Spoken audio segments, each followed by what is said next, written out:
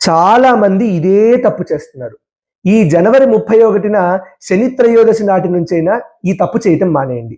ముఖ్యంగా ఈ సంవత్సరం ఏలినాటి శని ఉన్నటువంటి కుంభరాశి, మీనరాశి, మేషరాశి ఉన్నటువంటి వాళ్ళు ఈ శని త్రయోదశి నాడు ఏం చేయాలో తెలుసుకోవడానికి ఈ రీల్ చివరి దాకా చూసేయండి. చేస్తున్న తప్పేంటి? పెద్దలు ఎంతో మంది వారించినా తెలిసో తెలియకో ఈయనని శనీశ్వరుడు అని పిలుస్తున్నారు. ఈయన శనీశ్వరుడు కాదు. ఎందుకు? ఈశ్వరత్వము అంటే స్వయం ప్రకాశిత్వము కలిగి ఉండటము, అంటే సెల్ఫ్ లూమినిసెంట్. కానీ మనకు సైన్స్లో తెలుసు, శని అంటే సాటర్న్ ప్లానెట్. ప్లానెట్స్ ఏవి సెల్ఫ్ లూమినిషియస్ కాదు. సూర్యుని యొక్క రశ్మి ఈ గ్రహాల మీద పడడం వల్ల అవి వెలుగొందుతాయి. So any planet is not self luminous. అందుకే శని ఈశ్వరుడు కాదు. మరి ఈయన పేరేంటి? శనైశ్చరుడు. శనైశ్చరుడు అంటే శనై శనై చరహ ఇది శనైశ్చరః. శనై అంటే మెల్లగా. మీరు మన సోలార్ సిస్టంలో ఆలోచించండి. సూర్యుని చుట్టూ సాటర్న్కి తిరగడానికి 30 సంవత్సరాలు పడుతుంది.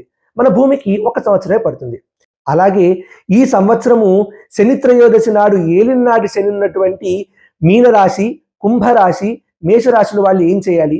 ఈ 31 జనవరి శని త్రయోదశి నాడు శనైశ్చరుడికి నువ్వుల నూనెతో తైలాభిషేకం చేయడం మంచిది.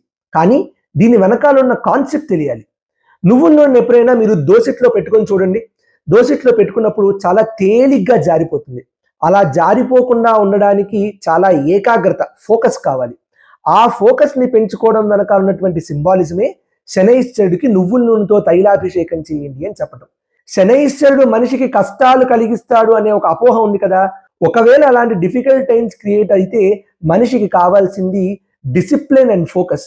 ఈ రెండు పెంచడం కోసమే శని త్రయోదశి నాడు ఏలినాటి శని ఉన్నటువంటి వాళ్ళు నువ్వుల నూనెతో తైలాభిషేకం చేయండి అని చెప్తారు.